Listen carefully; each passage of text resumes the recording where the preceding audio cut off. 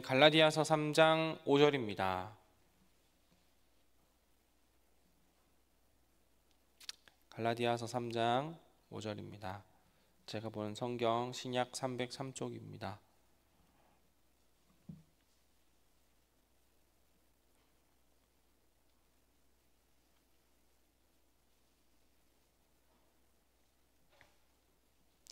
우리 한 절의 말씀을 우리 합독하겠습니다. 너희에게 성령을 주시고 너희 가운데서 능력을 행하시는 이의 일이 율법의 행위에서냐 혹은 듣고 믿음에서냐. 아멘. 오늘 본문을 제가 다시 한번 읽겠습니다. 너희에게 성령을 주시고 너희 가운데서 능력을 행하시는 이의 일이 율법의 행위에서냐 혹은 듣고 믿음에서냐. 율법의 행위와 그리고 듣고 믿음, 이것이 우리 가운데 성령의 능력으로 행함에 대해서 어떤 관계가 있는지 한번 보도록 하겠습니다. 우리는 성령이 충만하십니까? 질문을 드리는 것인데 한번 생각을 해보시면 좋겠습니다. 성령이 충만한가? 성령 충만이라고 생각하기 이전에 성령이 우리 가운데 어떻게 임하시는가? 성령이 우리 가운데 어떻게 임할까요? 그리고 우리 가운데 성령이 임하신다면 그 성령의 능력으로 행함, 그것은 과연 어떠한 일일까요? 이 질문에 대해서 베드로의 이야기를 함께 좀 설명을 드리려고 합니다.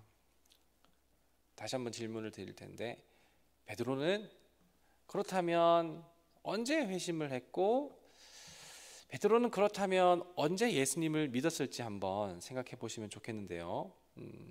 베드로의 생애랄 것까지는 아니지만 한번 복음서에서 나타난 베드로에 대해서 한번 좀 보도록 하겠습니다. 베드로는 언제 회심을 하고 언제 예수님을 믿었을까?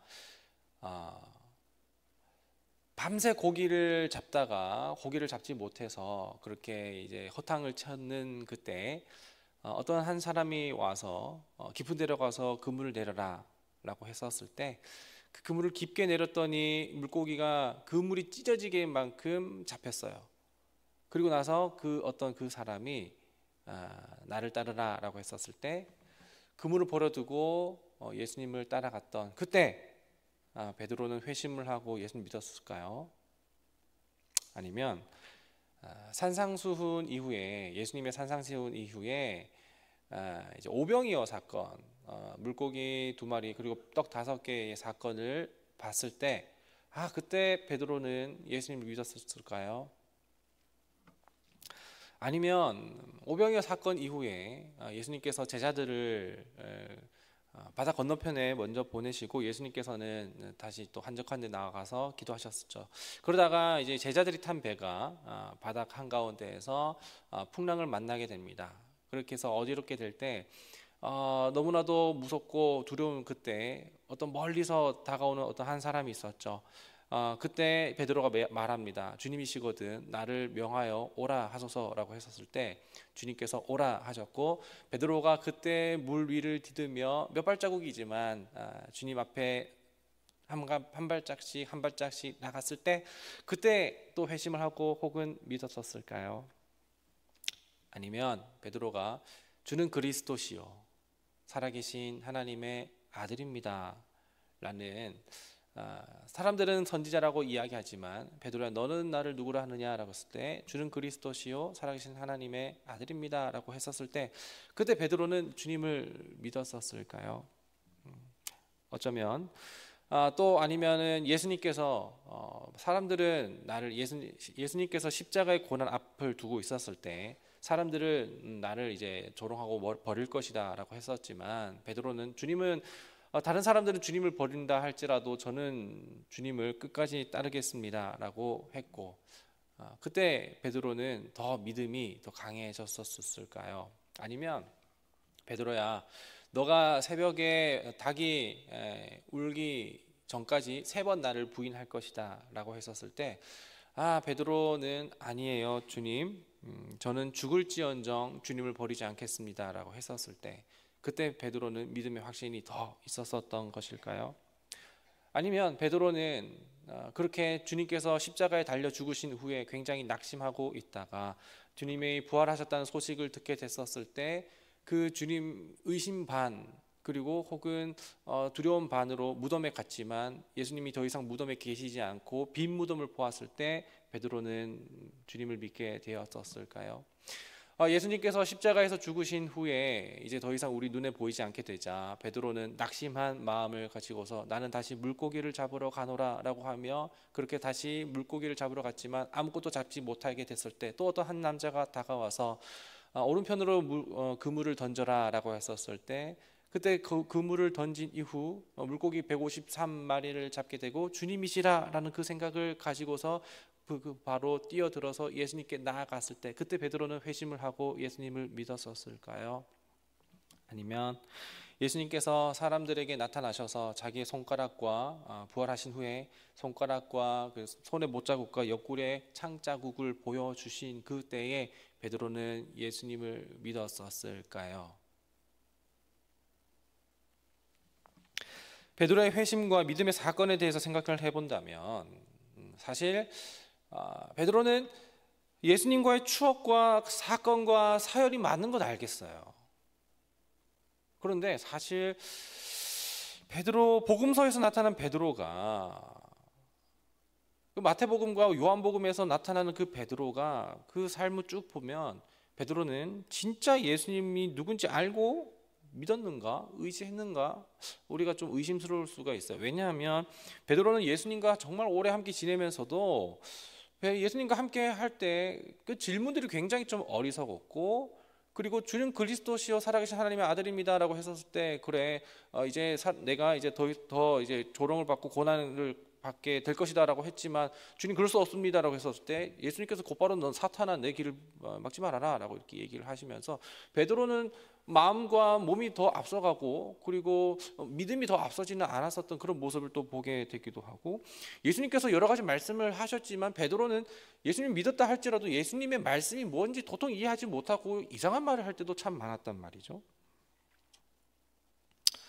베드로는 오늘 우리가 살아가는 우리보다 훨씬 더 유리해 보입니다. 왜냐하면 예수님을 최측근에 있었고 늘 예수님의 말씀을 더 많이 들었었고 예수님의 표정과 음성과 그리고 모습, 그 모든 것도 다 봤기 때문에 베드로는 우리보다 더 유리해 보여요. 실제로 예수님을 대면하면서 예수님이 누군지를 본 사람이기 때문에 그런 것이죠. 그런데도 베드로는, 복음서에서 나타난 베드로는 허점이 많아 보입니다. 진짜 믿는 건가? 예수님 누군지 아는 건가 모르는 건가? 의심스러울 때가 우리는 종종 있다는 거죠. 그런데 마태, 마가, 누가, 요한에서 나타난 베드로는 그렇지만 사도행전에서 나타난 베드로는 다른 것 같아요. 오순절날 설교를 통해서 3,000명이나 세례를 받았습니다. 이후에 베드로는 은과 어떤 이제 성전 문 앞에 다리를 절고 있는 사람에게, 한 번도 일어난 적이 없던 사람에게 은과 금은 내게 없거니와 나사렛 예수 그리스도의 이름으로 명하노니 일어나 걸어라라고 하면서 마치 예수님께서 살아생전에 행하셨던 그 모습이 베드로 가운데 보인단 말이죠. 이후에도 아나니아와 삽비라의 그 이제 헌금의 이야기를 통해서 그들의 속마음을 명확하게 꿰뚫어 보는 그 베드로의 모습을 보게 되면 우리가 알고 있던 그 베드로의 모습이 아니라 너무 딴 사람 같아서 그 갭 차이가 있어서 베드로가 좀 낯설단 말입니다. 우리 베드로가 달라졌어요 라고 하는 그런 생각처럼 베드로가 복음서에서 나타난 베드로와 사도행전에서 나타난 베드로가 전혀 다른 모습인 것을 우리는 보게 되는 것이죠. 비결이 무엇일까요? 복음서에서의 베드로와 사도행전에서의 베드로의 가장 큰 차이점은 무엇이냐면 예수님에 대한 인식입니다. 그러니까 복음서에서의 베드로는 그저 예수님을 메시아라고는 인정을 했었는데 믿었는데 그게 로마의 압제에 대해서 정치적으로 군사적으로 무력으로 구원을 가져다 주시는 힘으로 그 모든 것을 장악하시는 분이라고 그렇게 유대인들을 비롯한 베드로는 그렇게 은연중에 생각을 했었던 것 같아요. 그러나 사도행전에서의 베드로는 예수님께서 그렇게 오시는 것이 아니라 이 땅 가운데에서의 그 모든 사건을 통해서 성경을 이루시고 죽음과 부활과 승천과 재림으로써 하나님의 방법으로 이 땅을 구원하신다는 그것을 깨달았다라는 것, 그것이 가장 큰 차이입니다. 베드로는 사실 예수님과 함께 있었던 그 수제자 시절에 예수님께서 나는 죽어야 하고 고난 당해야 하고 그리고 붙들려지리라 라고 했었지만, 그리고 다시 부활하리라 했지만, 베드로는 그걸 수차례 들었지만 그게 사실 무슨 얘기인지는 잘 몰랐어요. 이해를 못했단 말입니다. 그러니까 예수 그리스도의 죽으심과 부활하심과 승천하심과 재림에 대해서 들어도 그걸 제대로 깨닫지 못했기 때문에 자기가 원하고 자기가 알고 싶은 그런 방법으로 주님을 봤기 때문에 주님에 대해서 잘 몰랐단 말입니다. 그래서 계속 베드로는 예수님과 함께 살면서도 예수님을 좀 의심하고 그 대화를 하면서 좀 어리석은 대화를 하고 잘 이해하지 못했단 말이죠. 그러나 베드로가 그렇게 달라졌었던 것은 부활하신 그리스도, 그리고 오순절날 그리스도를 붙잡으며 주님의 부활하심을 증거하고 주님께서 승천하시고 다시 재림하신다라는 그 오직 주님을 붙잡을 때 성령이 임하고, 그 성령이 임함을 통해서 설교했을 때 사람들이 변하고 그리고 앉은 사람을 또 일으키는 그런 기적까지 보이게 됐다라는 것이죠. 바로 그 차이입니다. 예수님에 대한 인식의 차이. 예수님께서 우리를 위해 죽으시고 부활하시고 승천하셔서 주님의 하나님의 보좌 우편에 앉으시고 그리고 다시 심판날에 재림하실다는 것, 그것을 베드로는 붙잡았습니다. 다른 것을 붙잡지 않았습니다.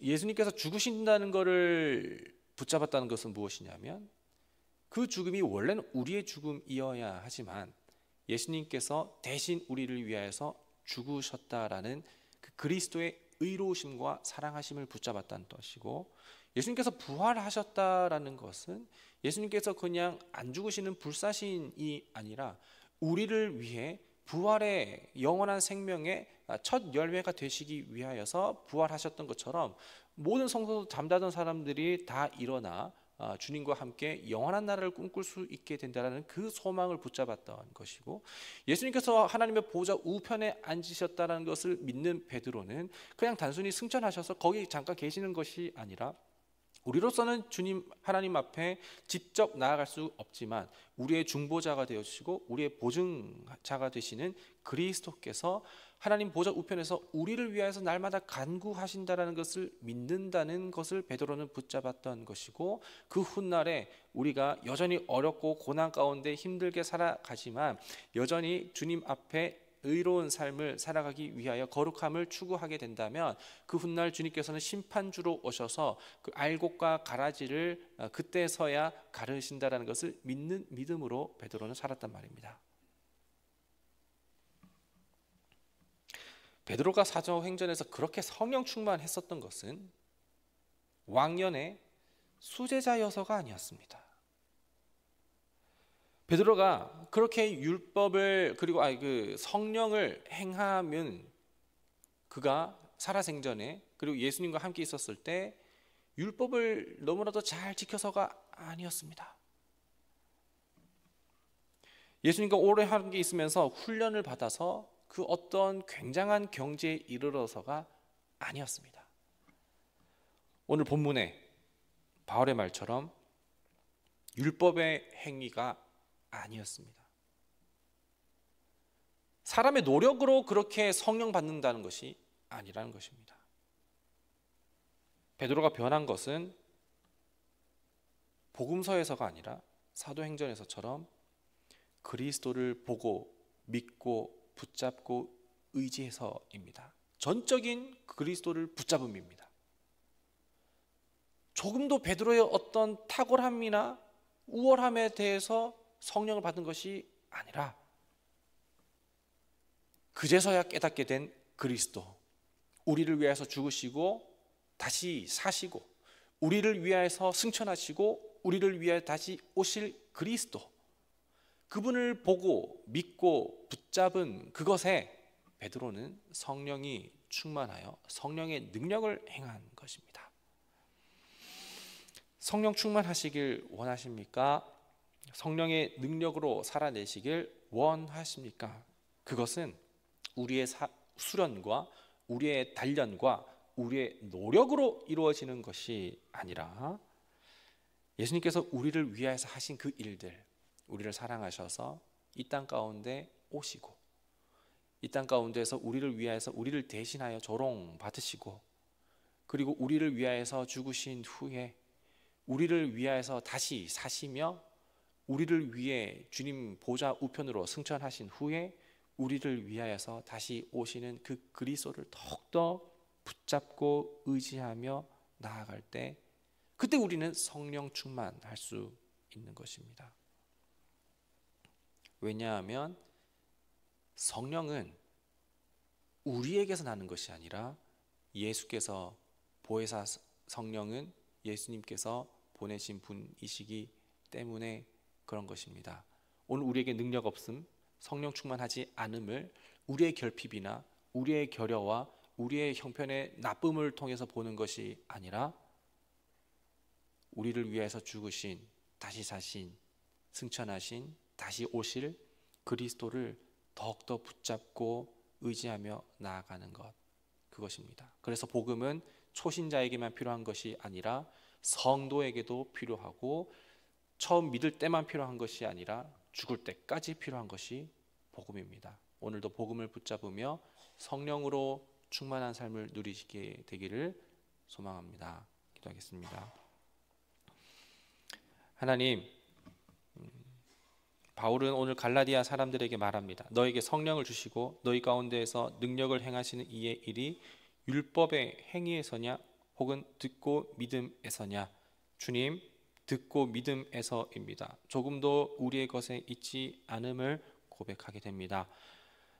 우리가 어떠한 상황 가운데 처해 있어도 우리가 예수님을 올바로 온전히 믿으려면 복음서에서의 베드로가 아니라 사도행전에서의 베드로처럼 예수 그리스도의 죽으심과 이 땅 가운데 오심, 그리고 죽으심, 부활하심, 승천하심, 다시 오심에 대한 그리스도를 붙잡게 하여 주옵시고 그분께서 우리를 위해서 하신 그 모든 일들을 더욱더 의지하며 그것을 누리며 그것을 감사하는 삶이 우리 가운데 충만하게 하여 주시옵소서. 온전히 주님만을 위하게 하여 주옵시고 주님으로부터 비롯되게 하여 주셔서 우리의 신앙생활이 우리가 하나님이 되는 것이 아니라 하나님이 하나님 되심을 인정하는 삶으로 나아가는 그 삶이 우리 가운데 있게 하여 주옵소서. 오늘 이 새벽에 나올 때에 빈손과 빈 마음으로 나오지 않고 주께 감사함으로 또한 간구함으로 정성껏 드린 귀한 예물이 있습니다. 이 예물이 사용되어지는 곳에는 우리의 이름이 드러나지 않게 하시고 오직 그리스도 예수의 이름만이 드러나게 하여 주시고 우리의 능력을 뽐내는 것이 아니라 예수 그리스도의 능력만이 드러나고 나타내게 하여 주옵시고 우리의 사랑으로 사랑하는 것이 아니라 그리스도의 사랑만이 흘러 넘치게 인도하여 주시옵소서. 이 모든 것에 감사드렸고 거룩하신 예수 그리스도의 이름으로 기도합니다. 아멘. 하늘에 계신 우리 아버지, 아버지의 이름을 거룩하게 하시며 아버지의 나라가 오게 하시며 아버지의 뜻이 하늘에서와 같이 땅에서도 이루어지게 하소서. 오늘 우리에게 일용할 양식을 주시고 우리가 우리에게 잘못한 사람을 용서하여 준 것 같이 우리 죄를 용서하여 주시고 우리를 시험에 빠지지 않게 하시고 악에서 구하소서. 나라와 권능과 영광이 영원히 아버지의 것입니다. 아멘. 오늘 말씀과 그리고 각자 기도 갖고 나온 기도 제목을 가지고서 통성으로 기도하겠습니다.